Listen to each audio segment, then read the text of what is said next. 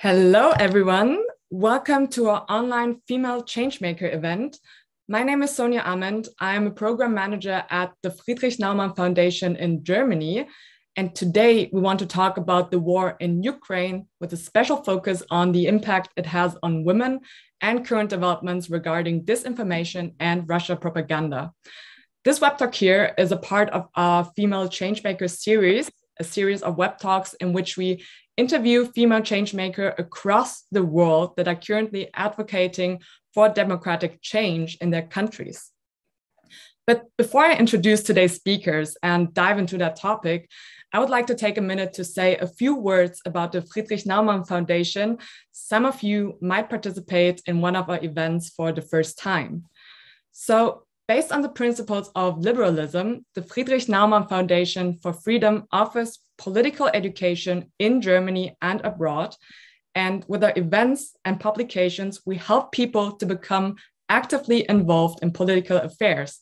And on top of that, we also do support talented young students with scholarships. Since 2007, the edition for freedom has become an established part of our foundation's name. So it's Friedrich-Naumann Foundation for Freedom. And as we sadly all know, freedom is something a lot of people and places in this world still don't have or lost. So this is what drives us to campaign for freedom and to take on the responsibility that comes with it. And we have been doing this since founding our foundation in 1958.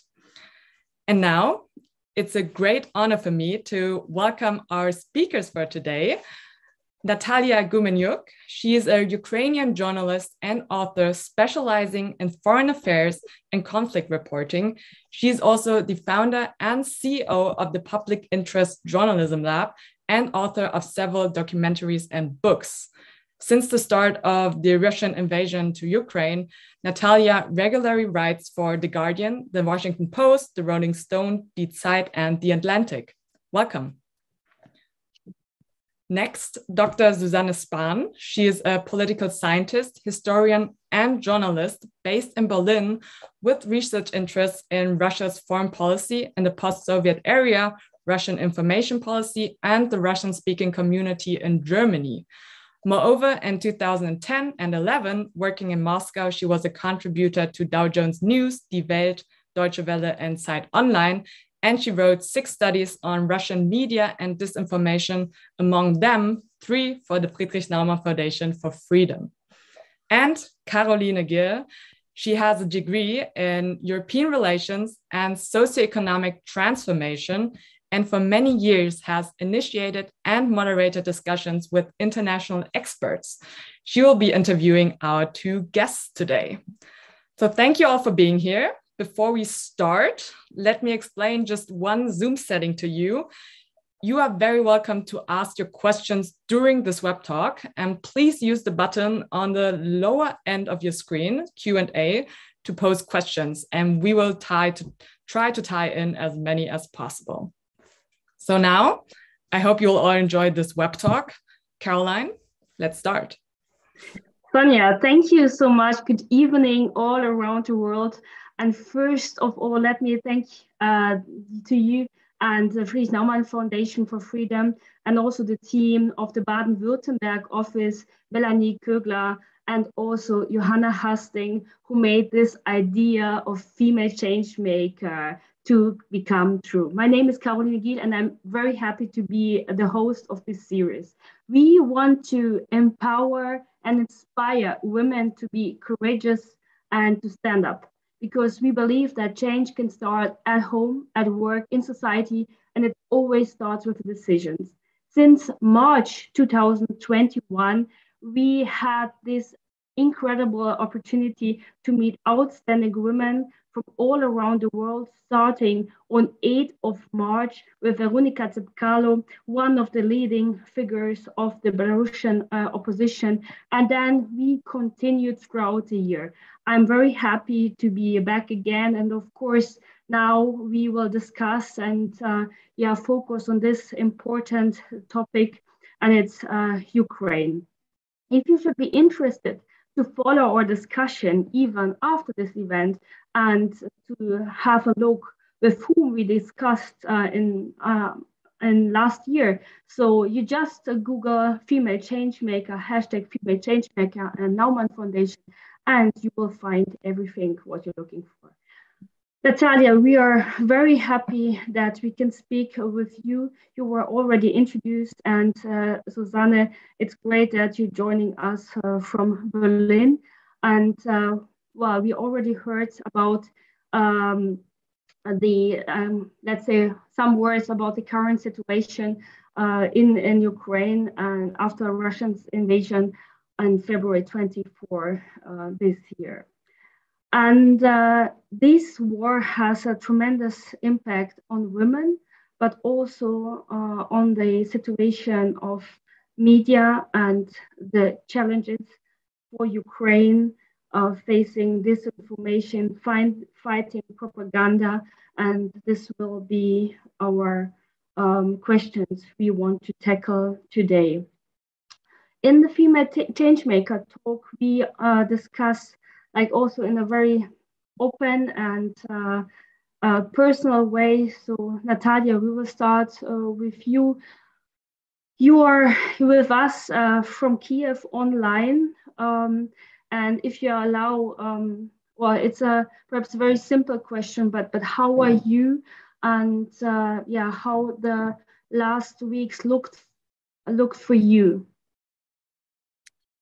There could be probably more to speak about the topic if you really speak, you know, the words we can express on as you speaking about the life and the impact of the Russian invasion to the Ukrainians.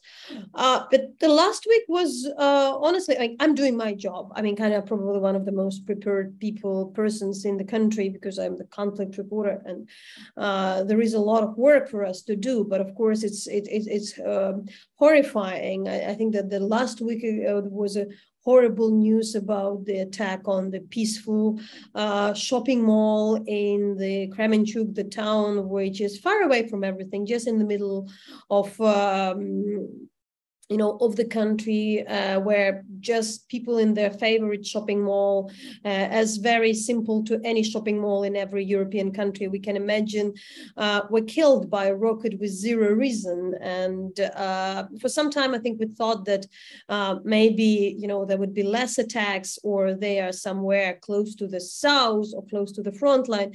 And that was horrifying, in particular, because it was such a peaceful place, such a peaceful city where there is nothing else but the shopping mall, where more than 50 people, died at one moment at, afternoon hour. So that is a context. In the rest, the life to Kiev is back for already last 2 months. And the Ukrainians are fighting their way to work, to not to adjust, but to be extremely efficient in the way how to end the war as fast as possible, because the Ukrainians think there are enough ways to do that. And how do you remember the 24th of February? Have you been in Kiev that day? Oh, yeah, sure. I think I filed my first report by, like 9 a.m. In the morning. Of course, we were waiting for the war. We couldn't really, I was out of those people who couldn't till the end believe there would be this type of war, so open, brutal, and stupid, to be honest, because still we used to believe that there is some logic in what Russians do, there is some strategy. So as somebody who covered the conflict for 8 years, we were expecting there would be some major escalation in the Donbass, but the bomb attacks on Kiev and all over the country were still quite something which reminded to every Ukrainian the Second World War and the attack of Nazi to Kiev. I think that was probably the article I written on the 24th. And what changed for you since then, like especially if it's about your work? Have you been traveling so far? So for the last 4 months, I think I've been to every major place in Ukraine, apart from the occupied territories. I'm on the ground almost most of the time, from, Kharkiv, the Donbass, every single region. Now, currently, I'm focused on reporting the how it's possible on the front line of the southern Ukraine. We're speaking about the occupied territories there. Of course, some of the things changed. So by this time, the first 2 months, there was a huge reason to really do this very fast reporting, you know, rush to Kiev, from Kiev to Kharkiv, to Odessa, to Chernihiv, to Bucha, you know, follow the stories from the people fleeing Mariupol and all the things. Later, by this time, our organization, we launched together with our international partner, the projects which we call the Reckoning Project, which is based on the documenting war crimes and the crimes against humanity in Ukraine, to build also the case in to put the Russian leadership accountable. So now, I mean, compared to, you know, first weeks of the war when I was largely working, you know, myself with a couple of people, now we have quite a huge team all around the country with people from the most affected areas. And, you know, like our work is very easy, what I should say, you know, like I would just explain that by that. We planned the project with international experts to document, you know, war crimes and crimes against humanity. And it's happened that there are so many of them that it's so easy to find those people. The scale is so huge that we just need a bit of time to really to cover, you know, like a small percentage of what's going on. You just mentioned it prior, but I want to go back to this topic because we met last year. So it's the last time during the Crimean platform, which took place on 23rd of August, one day before the national holiday, 30 years of independence of Ukraine. And that event aimed to put Crimea back on the agenda, and around, as far as I remember, 26 of very high-ranking representatives of all over the world joined in Kiev and joined also this the parade on the 24th of August. It seems to me like it happened in another world. You said that you also didn't expect these events to be that brutal, that full scale, but can you perhaps, because you are such an experienced reporter, journalist, can you perhaps elaborate more on this topic? You really did not expect the war to be happening and starting in 2022. So look, we all live in the 21st century. We think that there could be some limited wars. And we still do not believe, to be honest, that, you know, all the organizations which were created, which was invested, do not make any sense. You know, that the rules for some countries do not exist. And if one country attack the sovereignty of another country, that it would be tolerated. Of course, Ukraine at the moment, it's receives some support from the international allies, but generally we do understand that neither the UN nor any other international institution is capable to stop stop Russia. We understand that a lot of mistakes had been done, and the current policy, which was taking place for 8 years, actually led partially to this war. By this, for instance, also the attempts to cooperate with Russia in some of the ways. So, for instance, you mentioned Crimea. I covered the Crimea for 8 years. I've written the book on that. But what should I say that exactly annexation of Crimea made possible this attack on Ukraine? Because in the end, there was nothing about some kind of pride of the Russian people. You know, we can discuss that. But what we have in the end, the peninsula full of weapons from where the Russian army is attacking Ukraine, from the very same people. If you really speak about the human rights violation and the hundreds of people which have been detained in Crimea during the 8 years, now we also understand understand that was an effective crackdown on the any dissent. So the operation against Ukraine was prepared. So I do think it's pretty normal and pretty human for any democratic society to still believe that there are some basic rules, and that if the rules are broken, that there is a way to prevent these rules. What we found out that no, there is no way to prevent this situation, and there is no other answer than the military answer if we speak about the defending now Ukrainian sovereignty. Thus, talking to quite a lot of politicians, talking to a lot of people and a lot of Ukrainians, I would probably say something which a lot of people would be maybe surprising for some people in your audience. I don't see any other country before 24th of February, and even now, which was more Russophile than the Ukrainians. Ukrainians still believed partially that the Russians more or less are the same, that they won't be that cruel, that they won't kill people, that they won't torture people. And maybe if things happen, it was in Chechnya somewhere, some piece of the land where, which wasn't under control. Maybe it was connected to some, Islamic fundamentalism or something like that. So of course, Ukrainians were turned to be surprised that the Russian troops would be capable of, tortures, killing, rapes, murders, and the large-scale human rights abuses. We, in fact, didn't expect that from more or less on this plain side and of that scale, using the full military force for decades. I'm not speaking about whether it's in Europe or elsewhere, but I'm just generally saying that such an open invasions, which are blunt and absolutely, like lacking any sense and reason that they're possible, but they are. So that would be my real answer to that. Susanne, you are also tracing the developments, and you're an expert on Russian disinformation. Because Nataliya was mentioning also mistakes that have been done, what were the indicators for this war you observed, and did you foresee these tragic events? Well, I think the scale was, of course, a surprise, but that it started wasn't a surprise at the same time, because I've been covering this topic for 8 years now. And, you must understand that Ukraine is crucial for Russia, not only for its foreign policy, but also for the information policy.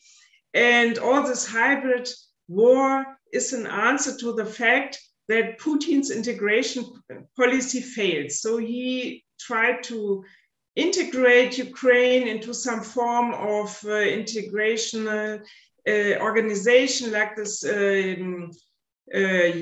Eurasian Economic Union, for example, but even President Yanukovych rejected this. And so the hybrid warfare is an answer to this failure of integration policy. And we must understand that all this campaign against Ukraine, it already started in 2014 as an answer to Maidan, as an answer to the annexation of Crimea.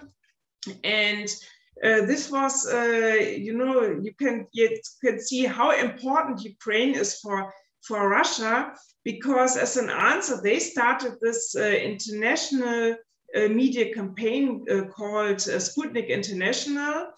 And they really gave huge money. So last year it was 580 million euros for RT and Russia Sivonya. This is the agency that runs Sputnik News. And they really enlarged this network of broadcasters, so the foreign broadcaster RT and this news platform Sputnik News. And since then, it's expanded. So we have more than 30 language editions of Sputnik News. RT opened new studios in London, in Paris, and also in Berlin in 2014.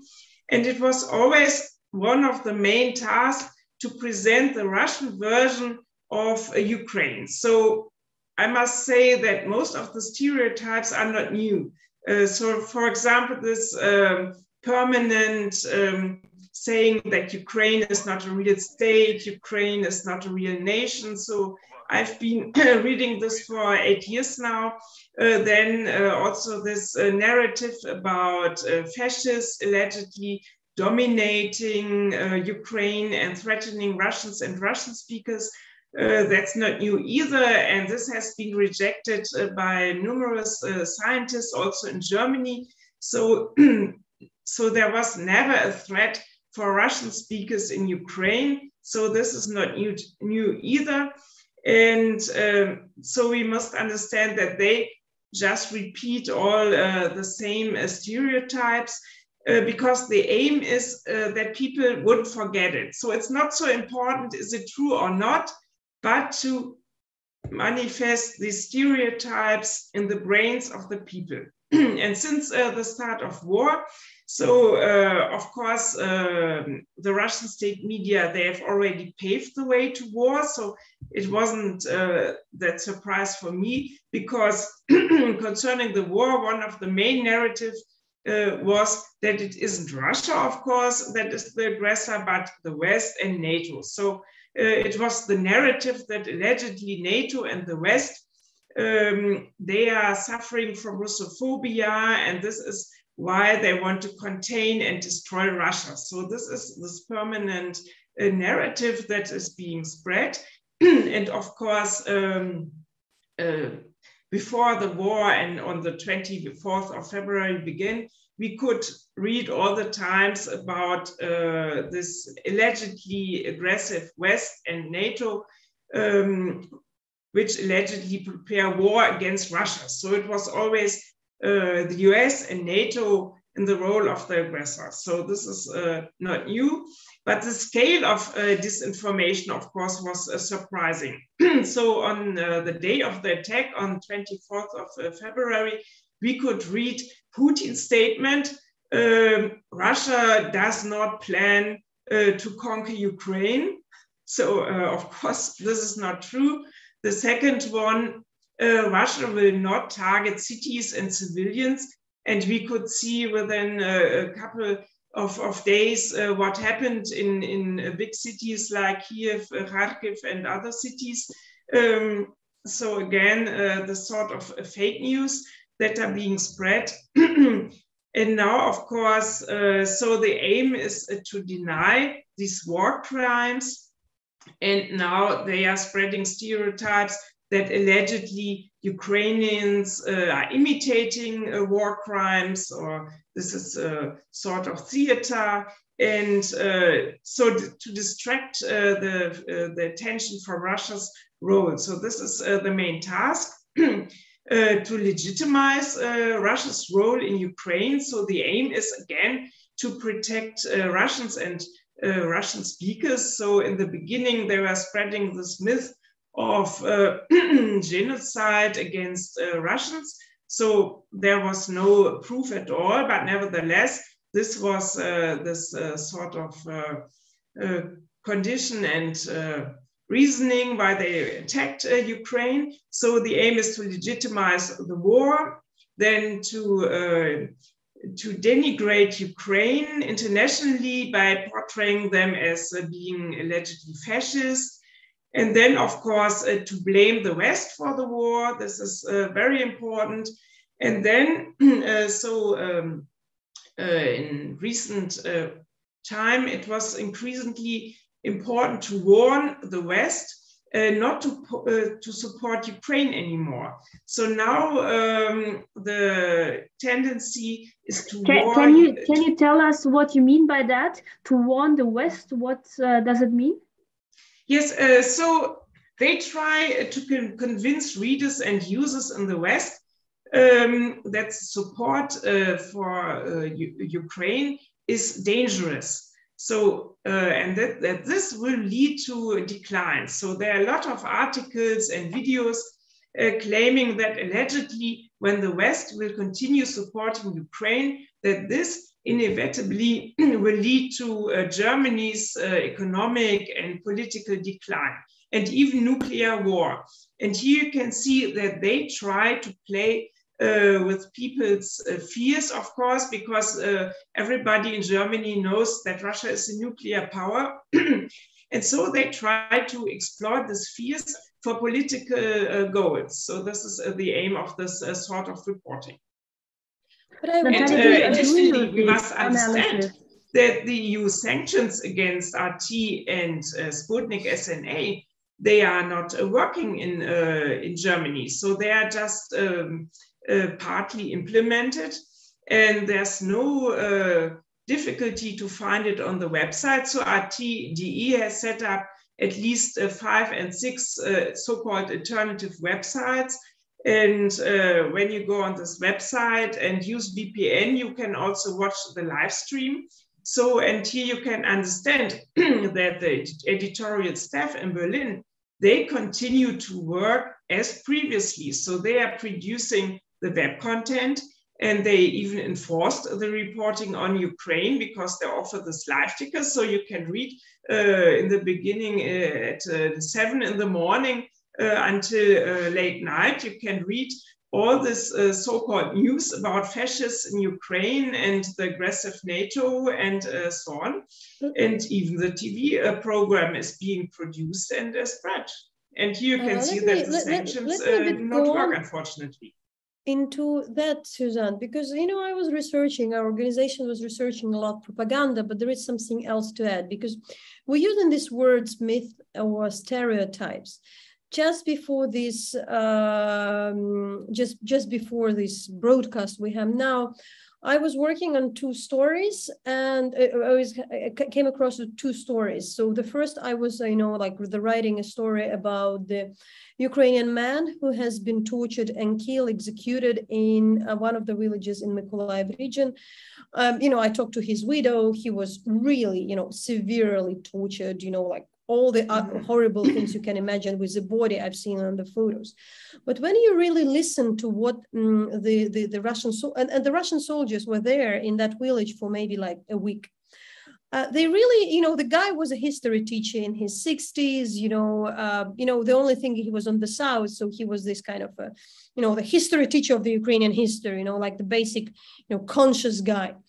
And they managed to accuse him with no real reason. He never served in the army to serve in the Azov battalion, which was really, you know, demonized to the extent we can imagine, you know, like comparing to radicals. You know, we can discuss, you know, who were the far rights, which more or less like the basic far rights, which are existing anywhere in early 2014 at that. But that was in the people mindset. Also, just like some minutes ago, I listened to the report where the video calls how the Russian soldiers from Bucha were calling their mothers. And they were speaking about like, we would kill these Nazis.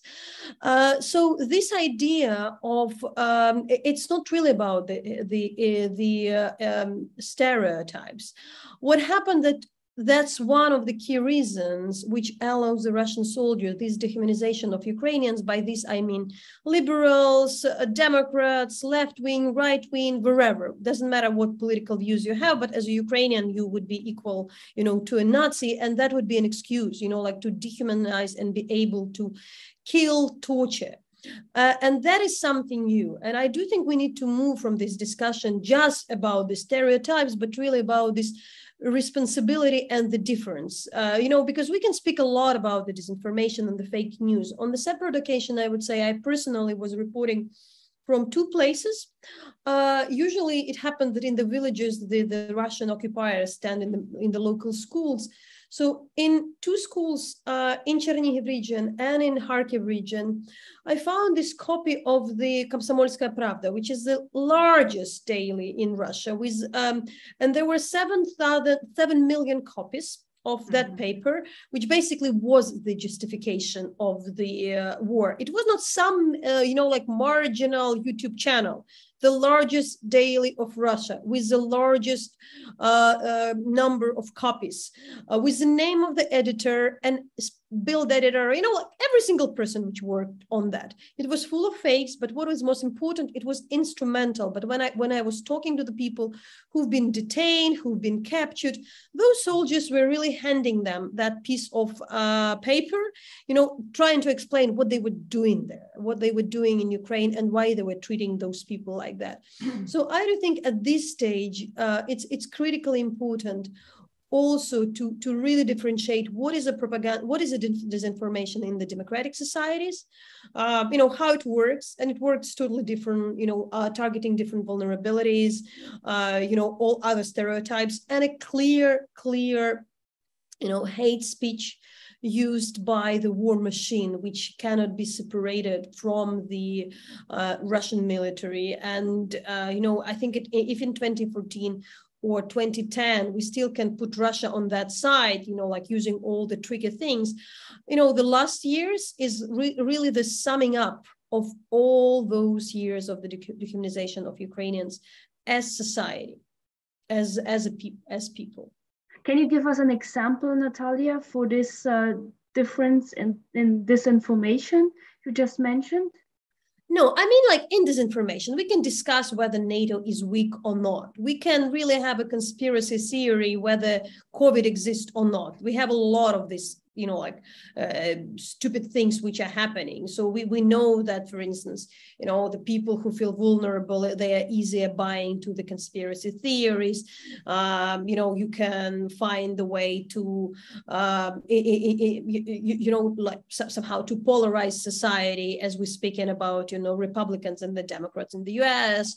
Even like if we really discuss about the January 16 hearing in the US, when we're really discussing, there would be some people from the Republican Party which would believe that Joe Biden didn't win the elections, and there would be some media which would support these notions. And this is a big fight for the fact-based media to prove that the facts matter. That could be the thing. There could be some poor information which sometimes would be spread on Facebook, where people would judge for, would follow their confirmation bias. They follow something they want to believe. Let's give an example. There would be some Ukrainians which might believe that, it's easier to win the war than it is. They would be maybe over naive in something. I'm giving this example, but really dehumanizing people and using the media as a tool to give the reason for the army to torture, kill, and commit crimes. That's a totally different thing. And I do think we really cannot really judge it by the same reasons. Russia doesn't need to play this sophisticated play in their own society. However, I'm afraid that in case of Ukraine, they were partially successful to put those myths beyond their own country into the, let's say, more pluralistic Western hemisphere. A question to both of you: isn't it really the case that we didn't hear it, or we were not listening it, or we did not want to believe that this hatred can be could be developed, and this full-scale invasion and the war could start? So what were perhaps our mistakes, Susanne? Well, I think for a long time, many people in Germany haven't taken this information seriously. So I've been taking part in a huge amount of discussions and events. And often people say, okay, RTDE and Sputnik SNA, they are just some minor platforms and let them be. And why are you worried about this? And when I'm talking about this information warfare, they look at me as if I'm talking about science fiction, And so I must explain that this is not my invention, this information warfare, but this is the self-perception of the leading Russian journalists. So this is a quotation from RT editor-in-chief Margarita Simonyan, who said herself that RT is a weapon in information warfare. And she also explained her strategy to address people who are unsatisfied and discontent in society in order to create a counter-public and to exploit these people and use them as a resource in information warfare. And I've been doing all this analysis of the reporting for 8 years now, and I can tell you that they really very sophisticatedly exploit these crises. So first it was the refugee crisis, and there was a close alliance with Pegida movement, who were criticizing the immigration policy of the government and Merkel. Then we had EU and the Brexit. Then, of course, Corona crisis. And you could see that RT and SNA, they were spreading a lot of disinformation about Corona, that it's an epidemic that doesn't exist at all, and measures like washing hands are useless. And here again, you could see this close coalition with the people who aren't happy with the situation, the so-called unconventional thinkers, our Querdenker movement. So they got a huge platform for interviews and quotations and so on.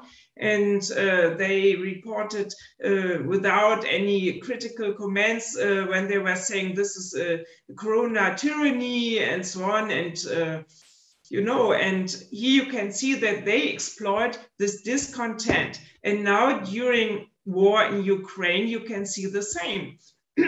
Because you can see that the influence of the Russian state media in Germany is not only via RT and Sputnik, but also, of course, all the Russian domestic channels that are being used by our Russian speakers in Germany. So they, in fact, compose the biggest migrant community in Germany, around 3 million Russian speakers in Germany.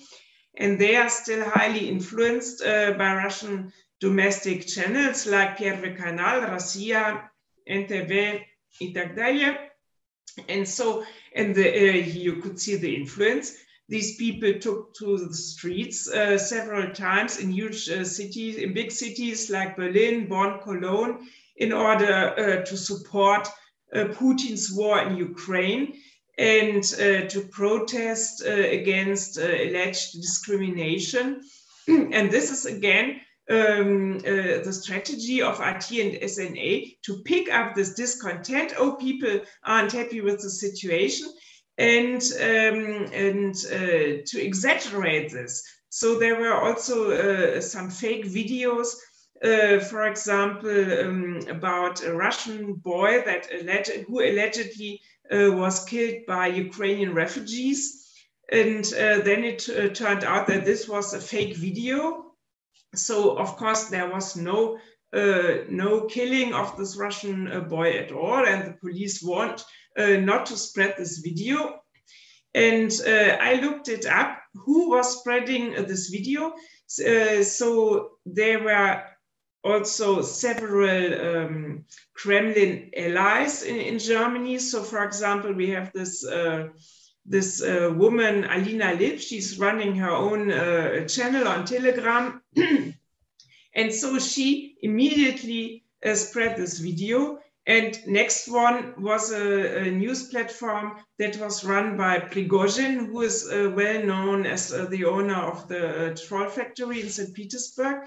And here you could see that it's not only, of course, RT and SNA, but also all this pro-Kremlin influencer who are active in spreading disinformation.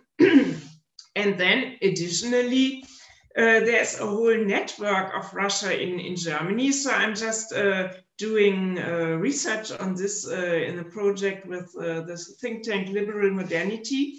So we have right-wing, left-wing forces and their outlets, and they are also spreading all this pro-Russian agenda. So you have this pro-Kremlin influencer, so-called alternative media, and then, not to forget, we have many pro-Russian lobbyists in Germany and politicians who aren't part of the network in terms of organization, but who are supporting the content.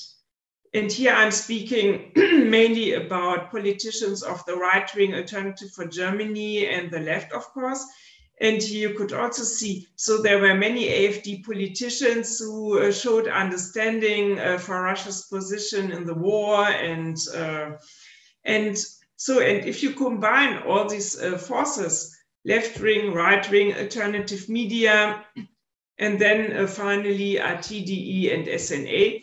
And RTDE really developed to an important source. So at the time of our federal elections, so I wrote my last study on the reporting on our federal elections last year, the audience of RTDE on all important social media like Facebook, Instagram, and so on was 1.4 million users. So this is a really good result, and they performed very successfully. And in terms of users, for example, on Facebook, they even surpassed the German edition of our broadcaster Deutsche Welle. So RTDE really was really successfully, and it was one of the main sources that was being shared on social media. So you have RTDE, Sputnik News, and the whole network, and all together, this creates huge influence, not only on Russian speakers, of course, but also on the German audience. And you can see that some stereotypes and narratives, you can then also find them in the mainstream. For example, the criticism of NATO, that NATO is threatening Russia. This is just one example. Natalia, now it's your turn.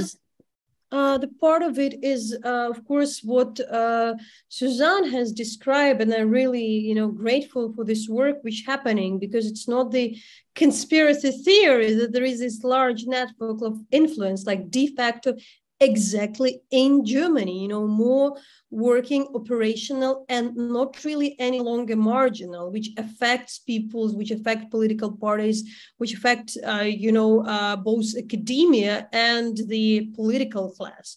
So that would be, we can discuss and debate why Germany turned to be that vulnerable. I do think partially it's also kind of the big countries.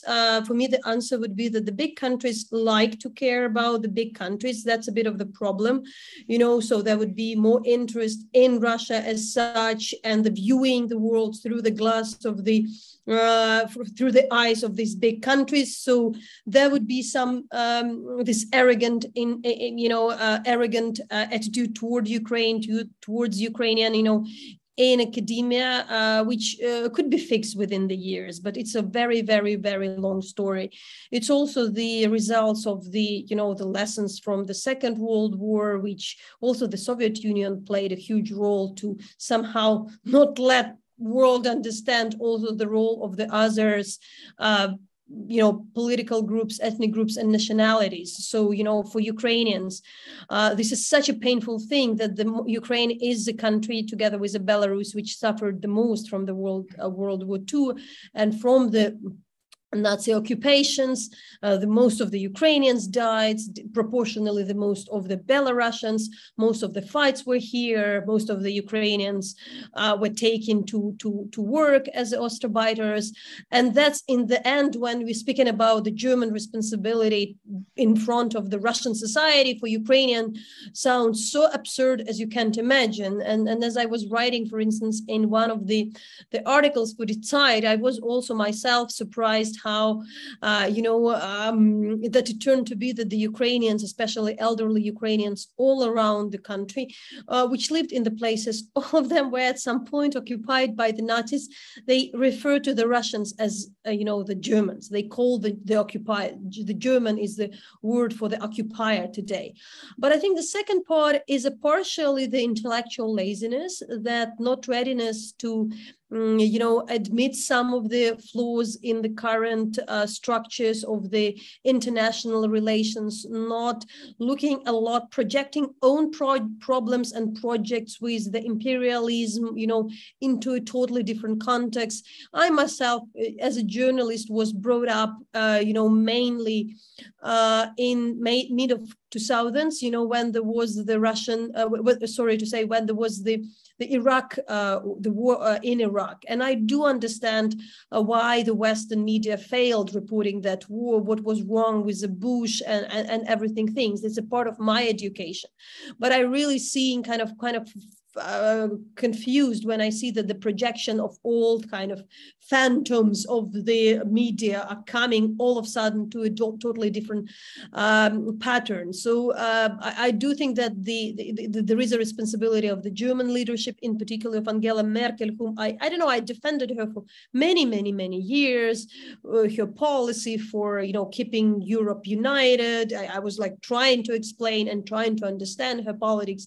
But we do believe today that allowing the Nord Stream 2 in last summer was the invitation for the invasion that showed Putin that already after the build-up of the 2021 the spring, it was like, okay, we still build that pipeline, and it never, from the economic point of view, still Ukraine could put more gas as a transit. So I think that is a part, but some things are just, there is no, for me, logical explanation. I've given you a different example. I know how kind of the conscious is German society, modern young society about the climate change, how kind of Berlin elite and all the people would be cautious about, free trade, having the proper coffee, not wearing some clothes made by the factories where the kids would be slaves. And like why that would be okay to buy the gasoline by the same people from the country, which really literally uses this money for the rocket launches, for the army, which torture people, which kill people, which rape people. So, I do think that there is a bit of a hypocrisy and inconsistency. So if there is already this kind of a liberal, ethical way of doing our business, so it somehow works with coffee and chocolate, but why it doesn't work with something so important and huge as the oil and gas? So that would be my kind of, there are the things I'm puzzled. So I do think that they all should be, of course, rethought, as well as the whole idea of the, lessons from the Second World War, because the Jewish community in Ukraine, with whom I talk, with the reports I do, there is no other way how they call a letter Z, which is used by Russia. They call it half swastika, and it's so obvious when it's put everywhere in a very similar way as it was put by Nazis, that there is no other way to explain this sign. There is no other way. The Jewish community in Ukraine understands that and points out. So of course we're sometimes puzzled why it's so hard to understand to some of the, the German intellectuals. But I also want to salute you, really that I also should understand that Susan is doing the job. A lot of other people trying to kind of, work with this huge legacy of many years of everything, but mainly not really understanding Ukrainian society, and treating is a bit with a level of the arrogance.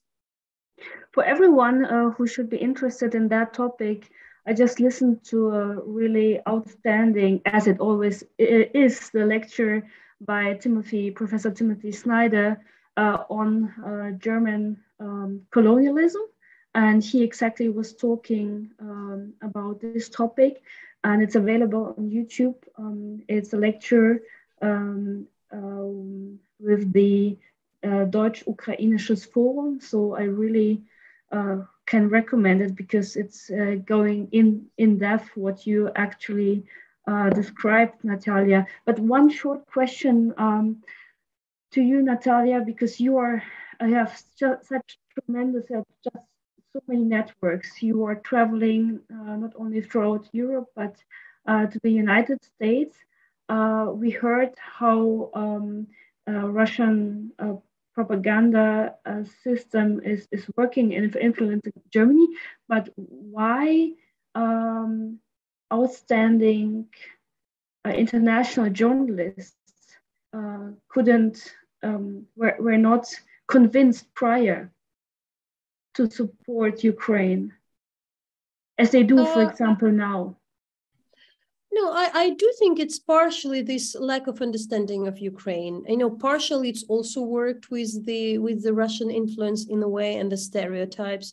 I do think that, of course, the major publication, they are dominated by the big countries, the US, the UK, France, and they do like to speak about the big countries. Ukraine is a big country of Europe, but of course, Ukraine is often considered in the comparison with Russia.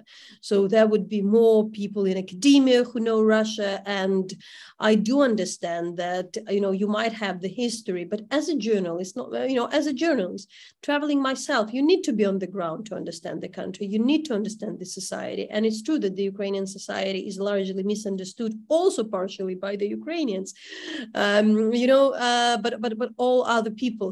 Yet I do think that things changed tremendously. We spent too many time to debunk Russian propaganda in 2014, in 2015 internationally. And unfortunately, I think the whole idea of the inventing reality, like the Kremlin did, was understood, in the UK after the Brexit, in the US after Trump, by many others, and I think by Germany, just by the time when COVID hit the country. All of a sudden people understood that all of a sudden there could be invented news all over the place, and there would be too many people believing in that. So I do think unless society is faced with such a, this incredible, surreal thing, they can't comprehend. So by 2022, it became better. And I do think that I'm positively surprised that we do not need to do it again. Because I think still for 2 years after participating somewhere in a conversation with the American big networks, I would need to explain that indeed, Russia occupied Crimea, that, they were Russians, already after Putin admitted that himself. And I, by the way, quite, as a journalist myself, sometimes surprised why some journalists catching up that late, there are incredibly brilliant journalists who are doing the job. We have a great correspondent. Sometimes, for instance, I'm also amused by the German media. They're really good. I know that, like, the people working here from FAZ, from the Zeit, they're very, very good. They do great reporting. But just some time ago on my way back home, I was talking to the, maybe somewhere it's like 40 representative of the German business, smart people who traveled to Warsaw for an event, were interested in foreign news. And they were coming to me after that and were telling, like, I didn't know. Thank you for telling that. You changed my mind. I didn't know that there is this occupation in Ukraine. And I was a bit confused, like, these are people with conscience. What did I tell? What was not in the German media? There was nothing, groundbreaking, which I told. And I was really thinking, like, it's in there. It's not like it's not in there. It's in the quality media. But this time, again, it was partially better because too many of the reporters were for the whole winter in Ukraine. And it happened that they experienced that themselves. They could see with their own eyes, and that couldn't be undone. Susanna, you're welcome to comment, and it's really hard to believe because even after the beginning of the war in east of Ukraine and the annexation of Crimea, as far as I remember, every day in our evening news, you could listen, you could see, you could hear updates from Ukraine, and then it disappeared. Yes, indeed, that's true.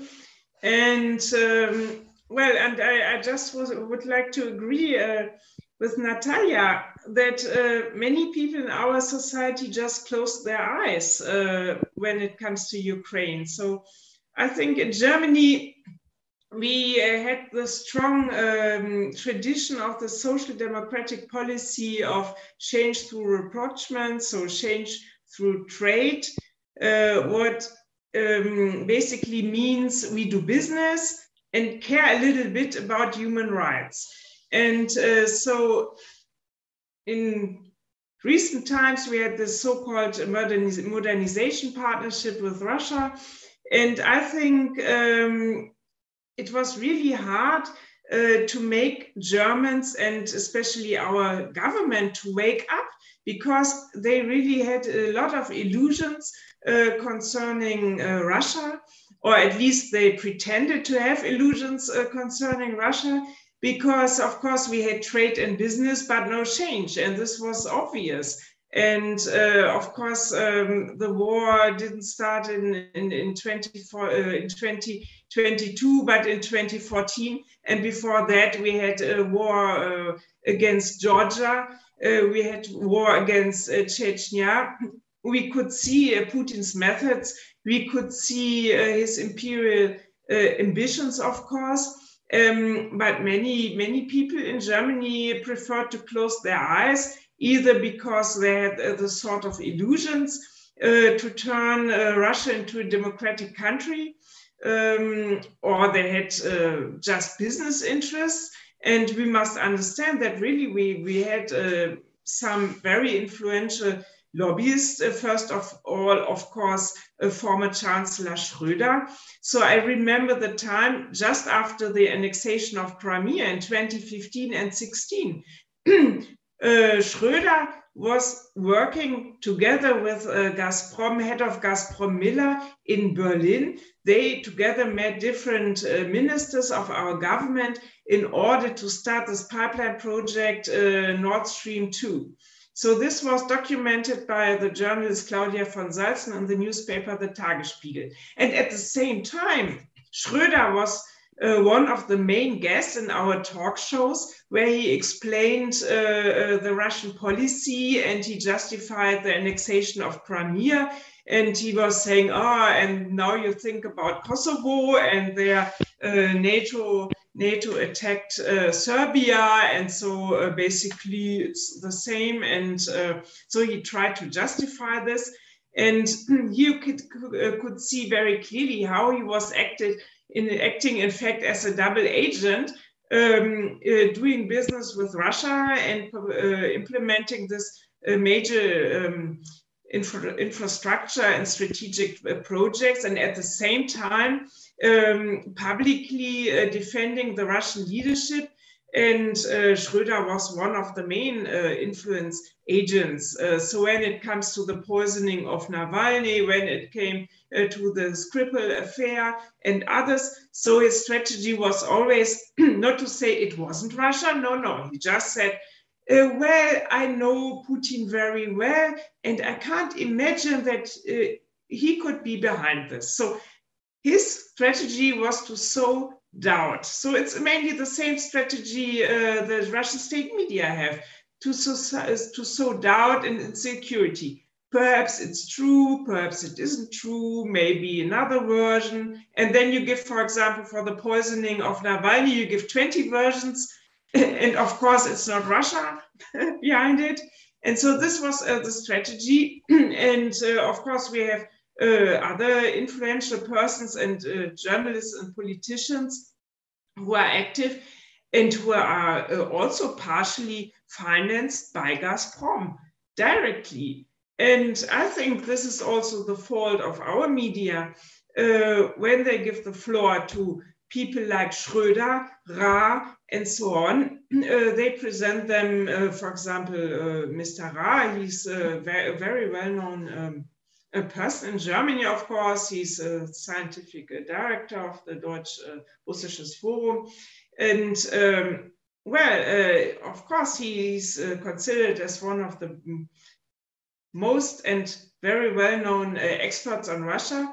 And when they publish the interviews, in 90% of the cases, there's no mention of the fact that he is acting as a lobbyist of Gazprom in Brussels. And I think this is the main information that should be given because, I also analyzed Ra's role, for example, when it comes to our federal elections last year.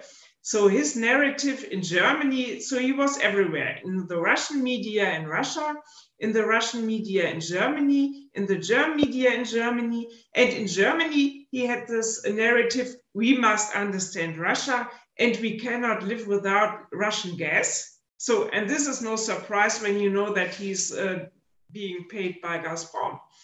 And in Russia, he was spreading the narratives, the Germans are arrogant, they try just to spread democracy and their so-called values.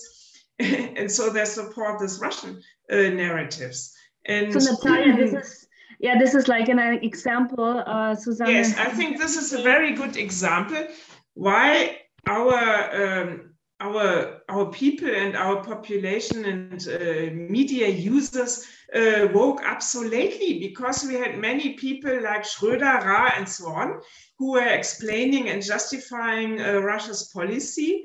And of course, we had also and still have influential business lobby organizations who also exert an influence.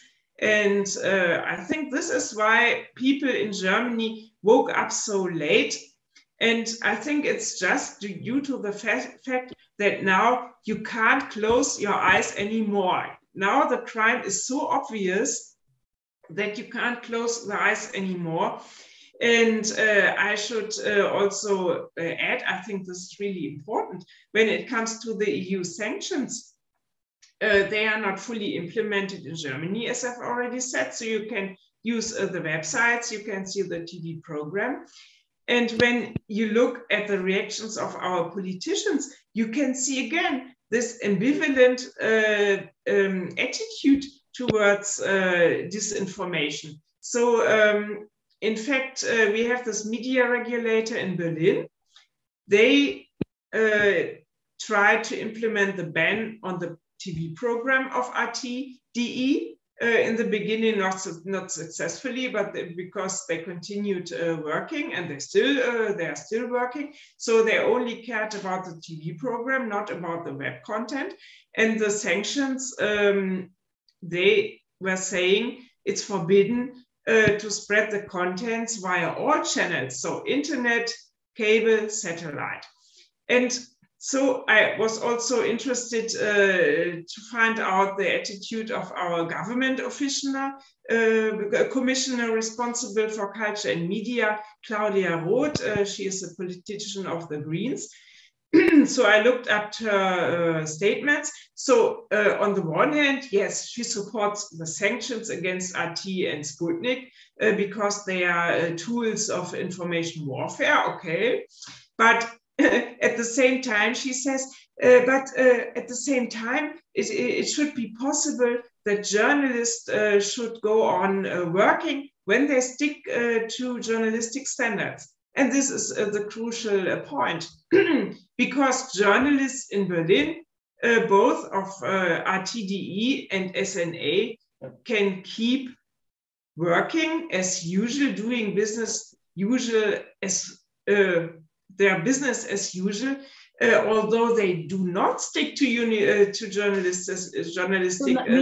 And this is obvious. And I don't understand why our government commissioner does not care about this. So, and I think this exactly shows this ambivalent attitude of our government when it comes to this question of disinformation. And before, I don't remember that Chancellor Merkel has ever said anything about disinformation. So, for example, in 2017, I took part in this monitoring project with Lund School of Economics. We wrote this report, how Russia meddled into the elections. It was no topic in Berlin. There was just a statement, no, there was no serious meddling into the elections, and the issue and topic was over. And when you compare this, for example, to Great Britain or the US, there was more public interest in this issue. Why? Because they set up the commissions who were investigating the meddling into the American elections and the meddling into the Brexit referendum. And in Germany, they just keep silent about this. And I think this is a problem. And now it's the disinformation is so so scary that you can't close your eyes anymore. But nevertheless, our authorities allow them to act as they like. And I think this is really a scandal.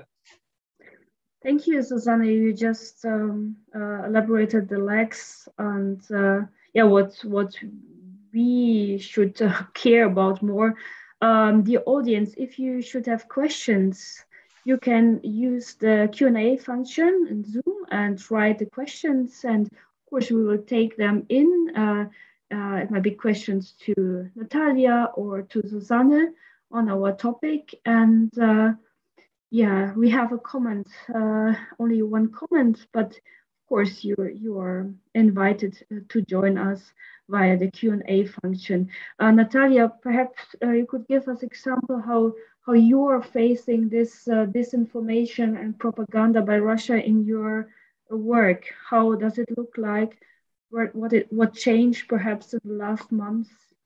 So look, I don't think that it's really, like that's I would probably move a question somewhere. I'm actually a bit concerned by the way the question is often asked to the Ukrainian journalists.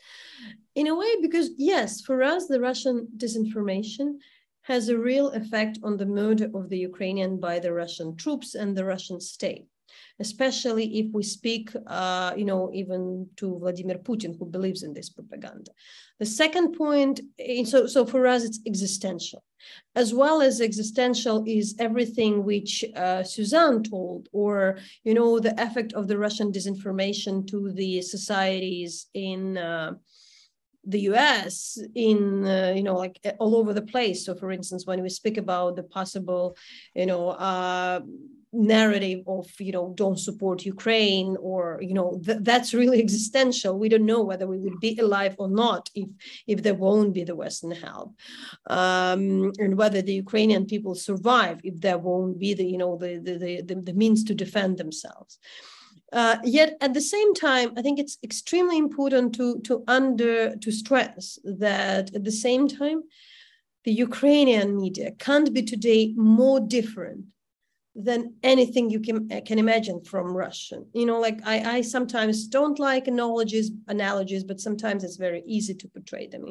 Think about Southern Korea and Northern Korea. They're two different states, and with two totally different systems. One is threatening, but at the same time, what is interesting, that Ukrainian society remains, pluralistic, democratic, even during the war, which is an incredible finding for me, and which is really, really, for somebody who's been in the, working in the country for many years, been in a lot of initiatives like Stop Censorship 12 years ago, when there was a President Yanukovych, all different kinds of the things. I probably didn't feel kind of more free to express myself today. I can do wherever I want, and I feel kind of an openness of the sources and the opportunities to work and the level of the access. So that would be, a different things. However, one thing I would probably mention, and that's something I thought recently. There is a part of Ukraine, and I'm speaking about the Donbas, which for me was, I'm not from there, but it's my darling area. I covered and cared about it for many years. And that's a horrible example of people being misled to such extent by the Russian propaganda, the Ukrainian citizens, which, if we really speak, I hate this loaded term of the genocide, but if you're really speaking how it happened that the Donbas could be technically erased, that would be by the Russian troops. First of all, because what's happening today, the Mariupol, the city of 500,000 people, basically erased. Now I'm speaking about the Lysychansk and Luhansk, two towns with a population 200,000, middle-sized European towns with a industry, everything. Russia spent 4 years, 4 months for just basically not really conquering, but destroying by shelling. These are the people from the Donbas who are living there. But why I'm speaking about the disinformation in this regard, most of the people fighting now in the Donbas, used as a cannon fodder, they are also from the Donbas. I talked just recently to a younger colleague of mine who moved from Donetsk a couple of years ago, and we're speaking about like a huge amount of the people, students, teachers who are mobilized to fight on the Russian side. And contrary to the Russians who cannot escape who can expect, who can make this choice and not to serve in the army. We can discuss whether they are able to make these conscious decisions. People in the Donbass really would be, maybe imprisoned, accused of the collaboration with Ukraine if they don't go to fight. And they are really not trained, poorly equipped. They use as a cannon fodder. I'm giving an example from another village, which is close on the Kherson region, where, it's just a front line. When the Ukrainian army, as I was said by the head of that village, even asked the Russians to, take away the bodies, and they never really cared. Russians do not care about those people being exchanged, do not care about retrieving those bodies. I don't even know who is counting those people. They are citizens of Ukraine. Of course, at this moment, it would be very hard for the Ukrainian government really thinking about the Ukrainians from the Donbass who are forced to fight, who are threatened to fight, to protect them, how to protect them. The only thing they can do, that's surrender. But I do feel that partially those people were tricked. They were tricked about the myth of the Great Russia, which would maybe protect them. For 8 years, they've living in this quasi something with a huge propaganda, with the repressive apparatus. In the end, we turned to believe that especially the youngsters, the guys who are in their 20s, who live for 8 years in the occupied Donbass, what do they think about? They are sent to fight, they are fighting there, they are dying en masse, and in the end, I'm afraid that we won't have that many people in the Donbass any longer. We won't have those cities, we won't have those villages. Because they would be destroyed. And partially, the trick was that in 2015, there were too many people. I think there is a bit of the responsibility for the pro-Russian Ukrainian media. They were corrupt, but they were putting this myth of the separate Donbass, about the threat of NATO, and that Russia would protect them. But in the end, what had happened? We had a war when the region, which was industrial, which was successful, where it doesn't matter with what corruption we had. In 2012, we had the European Cup in Donetsk. I've been there. You had, Rihanna playing at the, being in the stadium of Arena Donbass there. That was the reality.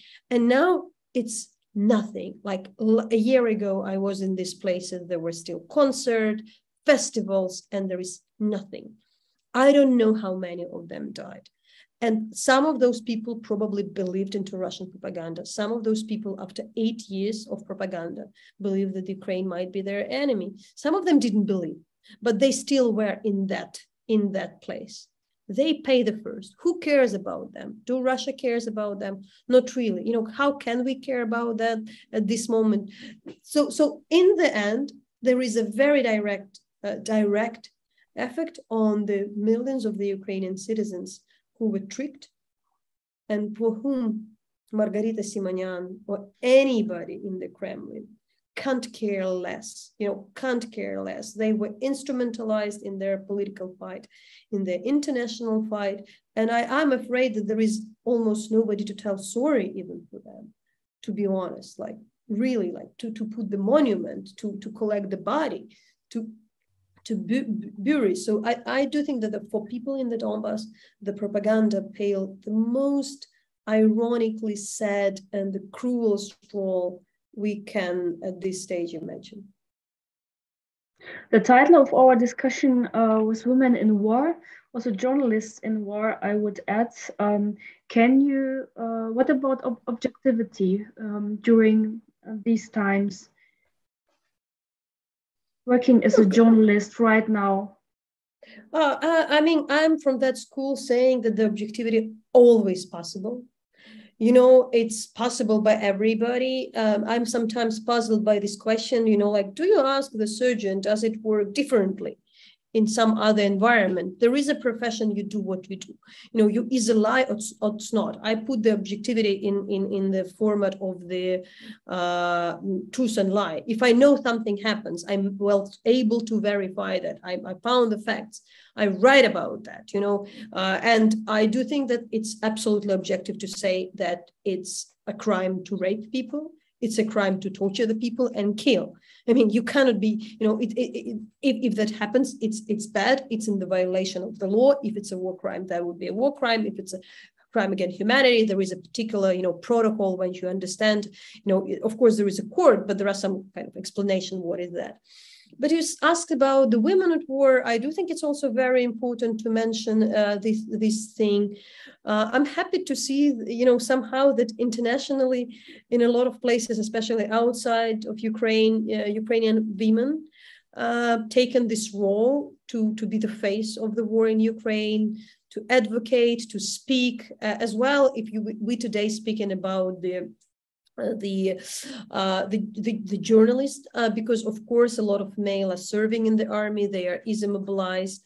There is no obligatory, mandatory service for women in Ukraine. However, I might be mistaken, but the last figure I seen that there were, quite a huge amount of thousands of the women in the front, fighting. But of course, women stayed a lot in the civilian professions. So these are today the women who are, feeding their families, who are working hard, who are reporting, while the male are fighting. There are some good signs of empowerment. I was very happy to hear the news that Ukraine would finally sew the uniform for women, because, before maybe it was not that necessary, but now the Ukrainian companies and brand on the kind of national level would finally understand that, you need to have the uniform fit for women and all other things. So I think that the war becomes very empowering for the Ukrainian females in some way, of course, but also the heaviest burden is on their shoulders. As in the end, they turn to be extremely vulnerable in the conflict zones, if we speak about the things when they need to care about the families and live in the horrible environment. So in which way you think the role of women will change prior to the war and then after? I do think in a lot of professions in civilian professions where males dominated, during the war, because the males went to the front line, women became more empowered, because it was obviously becoming that there are more drivers, women, it's very interesting. So for instance, when I get to I know it's different, but I really when I was getting out of Ukraine and traveling to Europe in the train to Poland, it was quite astonishing to see that the whole train of the border guards, they were females, because of course the males are sent to fight, and the females in all other positions, let's say like the border guards there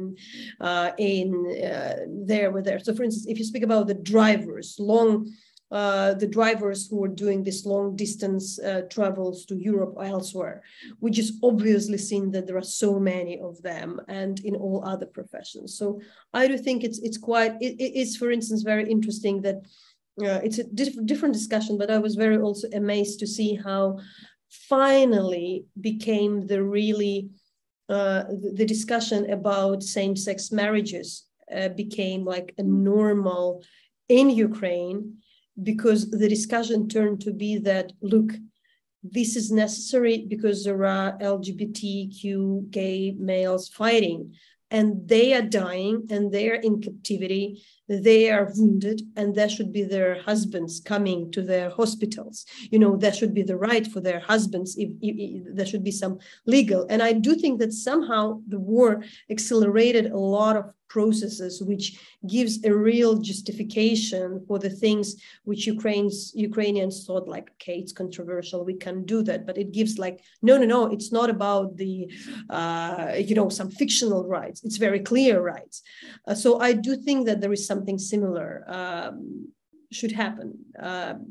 Overall, I might sound, but I'm also the person who looks at this, positive aspects of a lot of tragic things which are happening. But I do think they are really accelerating the empowerment of many vulnerable groups in the society who kind of really can prove themselves, because a lot of things became so important and existential that too many unimportant things obviously became clearly unimportant, and the discussions are very solid and up to, like a really, really solid discussions about all the controversial issues we used to have before.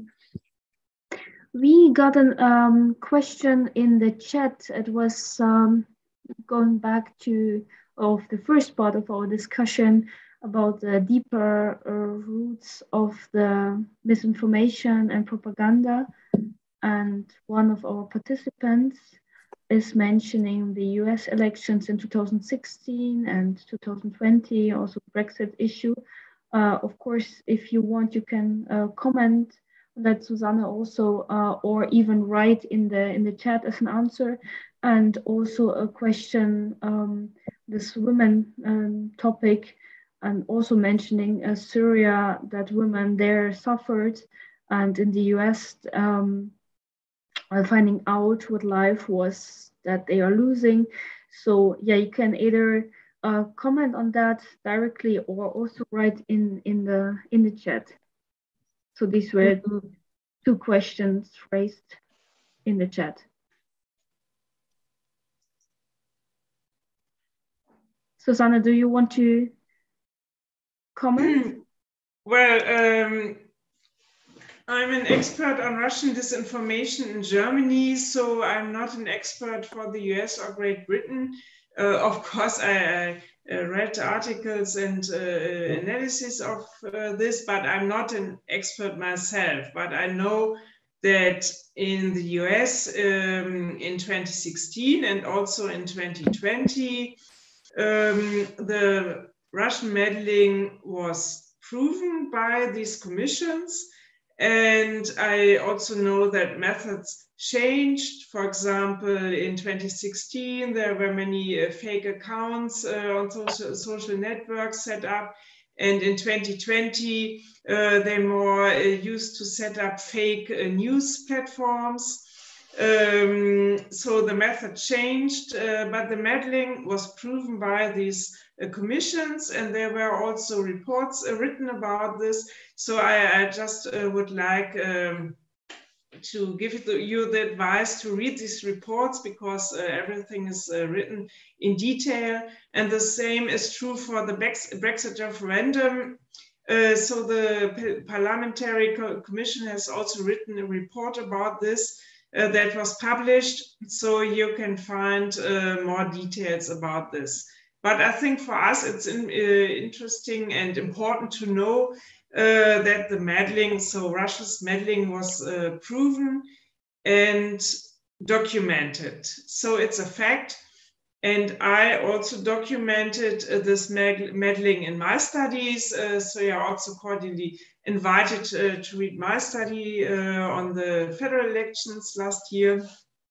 So I think it's really important that our people get more interested in this topic.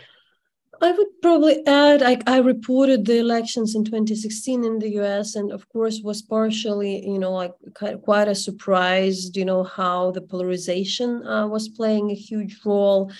I cannot blame, we cannot blame Russia for everything. I think there are different roots in different societies. But I partially believe there are a lot of reasons in the way the media market was working.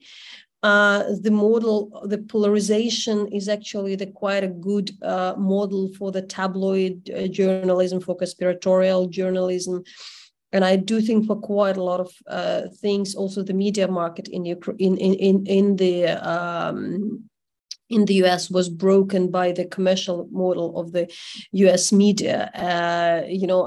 I still think that there should be more support for quality press. And when the social media, appeared and their role became huge, there was no real understanding how to work with that, how to build a positive, constructive communication, how to bring people together, take them out of their echo chambers online.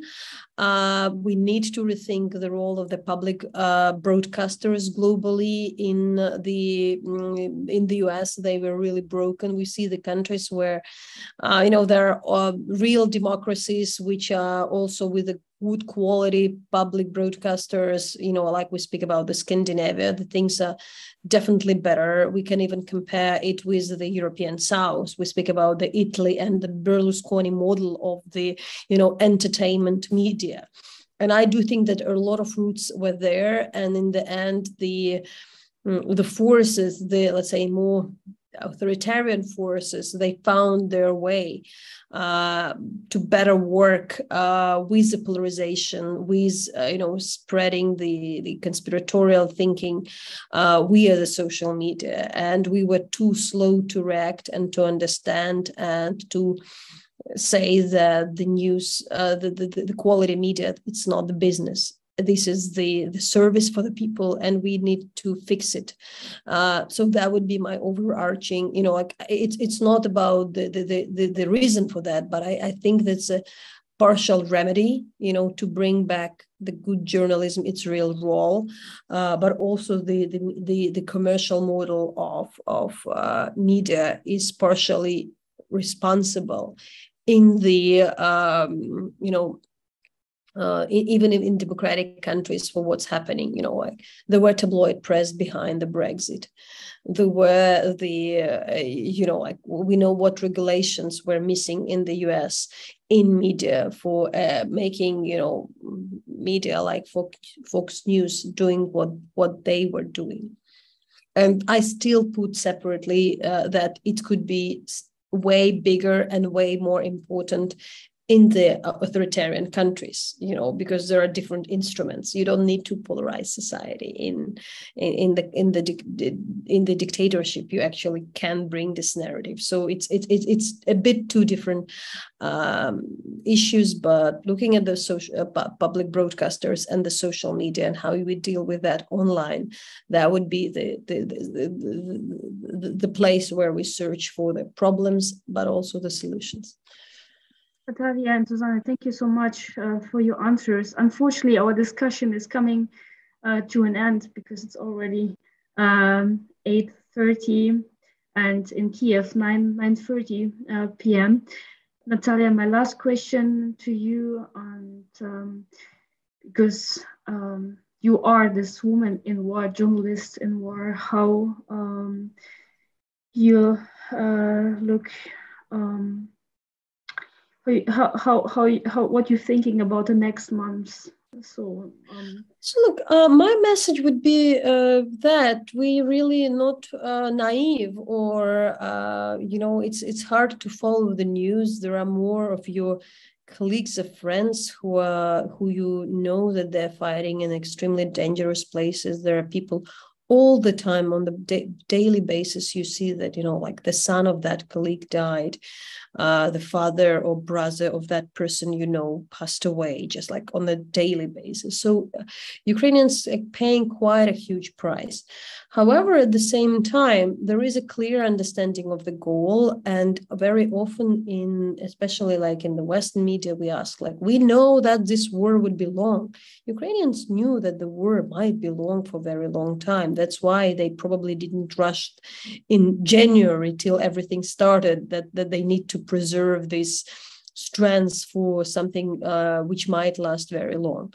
What is different, that there is a clear vision that it might not be long, with a proper equipment, with a proper, defense, with a proper support. There is a way to rebuild the cities. There is a way to fight. There is a very low morale in the Russian army. The way they're fighting is strategically very poor, in a way that there is an opportunity to recapture the cities. The Russians are not really gaining much, and even what they're gaining, this is simply some destroyed towns or villages.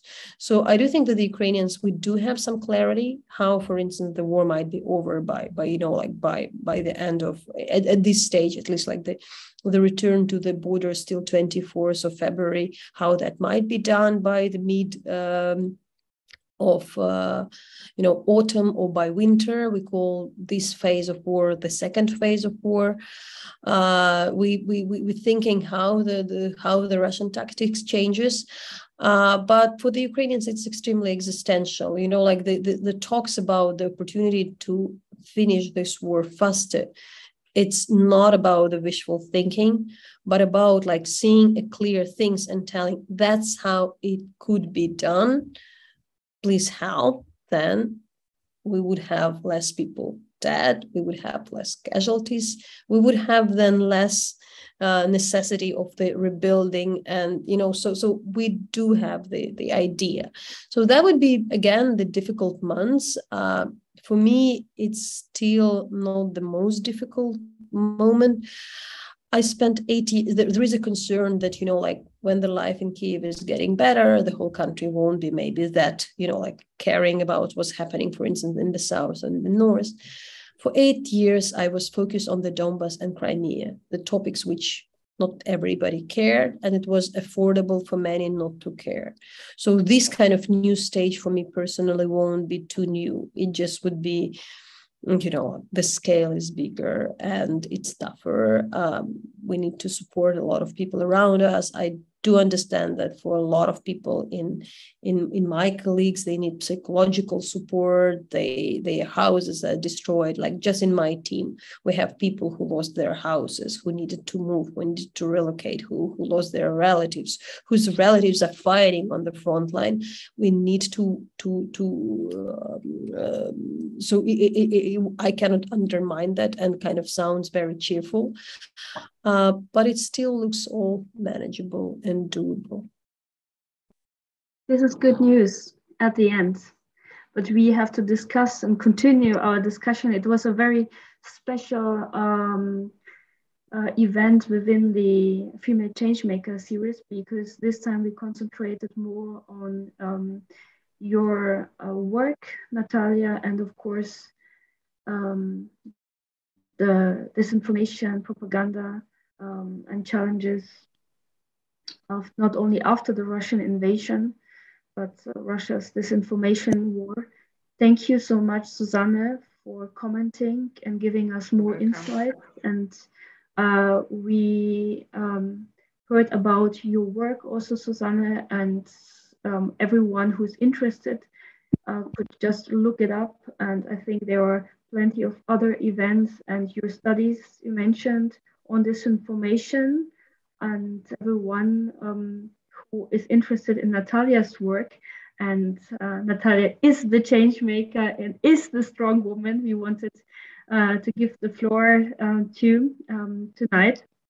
So you heard at the very beginning that you can read her articles in the Zeit, like in the German papers, and but also in the US and worldwide. Thank you so much, Nataliya, for taking your time in Kiev tonight. We wish you all the best, and all the other strong women who are fighting also for us, for our freedom, and for your courageous work we are following from Germany. And I hope that this event also motivated many more to read your articles, and not to forget about Ukraine. And we hope to see you very soon.